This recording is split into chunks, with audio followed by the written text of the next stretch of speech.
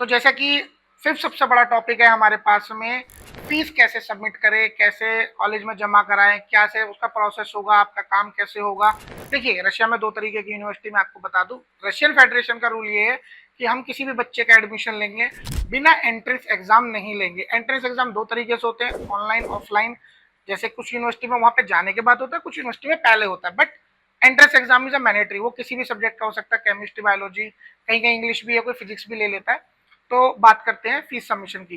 देखिए, जो open university होती है और एक होती है एक्सक्लूसिव यूनिवर्सिटी। ओपन यूनिवर्सिटी होती है, ओपन यूनिवर्सिटी उसमें 1 से 2 से 300 ऑफिशियल कॉन्ट्रैक्टर होते हैं, आप इनके थ्रू एडमिशन ले सकते हैं। इसकी फीस कॉलेज में डायरेक्ट जमा होती है, हॉस्टल में डायरेक्ट जमा होती है, एकदम डायरेक्ट। दूसरी होती है एक्सक्लूसिव। एक्सक्लूसिव में क्या होता है, एक या दो, जैसे कि नाम में एक्सक्लूसिव है, तो एक या दो कॉन्ट्रैक्ट होते हैं, वो अपनी यूनिवर्सिटी को टॉप ग्रेडेड बताते हैं। ठीक है, टॉप ग्रेडेड कैसे होती है आप मुझे बताओ।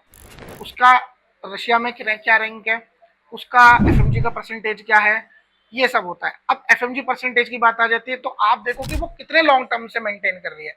सपोज करो कोई बैच 2024 में पास आउट हुआ, पता चला बैच ही उसमें 2021 से पास आउट हो रहा है, 50 बच्चों ने दिया, 25 पास हो गए, तो वो तो 50% अबव का रिजल्ट हो गया। आप जो एफएमजी देखोगे, वो आप देखो कि वो कितने साल से लेगेसी को मेंटेन कर रहे हैं, कितने साल से उस क्राइटेरिया को मेंटेन कर रहे हैं। जैसे ताम्बोव है, 10 से 11 बैच पास आउट हुए हैं। तवेर स्टेट मेडिकल यूनिवर्सिटी है, उसमें 1993 से बच्चों को इंग्लिश मीडियम में पढ़ाया जा रहा है। अब उसमें इतने इंडियन बैच पास आउट हो सकते हैं। कजान स्टेट है, कजान फेडरल है, फार ईस्टर्न फेडरल है। आप तो ये जो नाम आते हैं, ये जो एक क्राइटेरिया रैंक लेके आते हैं, आप इनको गूगल पे भी देख सकते हो। मैं ये नहीं कह रहा, आप गूगल पे देख सकते हो। ठीक है, तो आप ऐसी यूनिवर्सिटी में एडमिशन लो जहां पे ओपन आप फीस पे कर सकते हो, अच्छी रैंक है, डायरेक्ट फीस जमा कर सकते हो, सेकंड टू सिक्स ईयर भी आप डायरेक्ट जमा कर सकते हो, किसी भी तरीके का कोई स्कैम वगैरह नहीं होता। आप इसमें एडमिशन ले सकते हो, नाम की भी ग्रेडेड है, एफएमजी की ग्रेडेड है, आप इसमें एडमिशन ले सकते हो।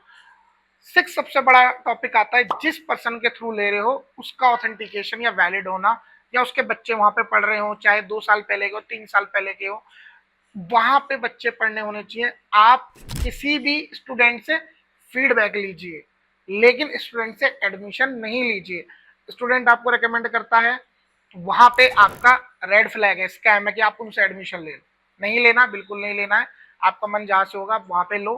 स्टूडेंट से बात करो, पेरेंट्स से बात करो, यूनिवर्सिटी का फीडबैक लो।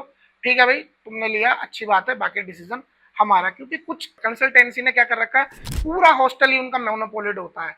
वहां पे सब बच्चों को कमीशन ये सब कर रखा है, कमीशन देंगे ये लोग, ये सब स्कैम है, बच्चों को फंसाने का चल रहा है। भाई तुझे मैं इतने डॉलर दे दूं, तुझे मैं इतने डॉलर दे दूं, क्यों फंसाना किसी बच्चे को, क्यों भाई, क्यों फंसाना।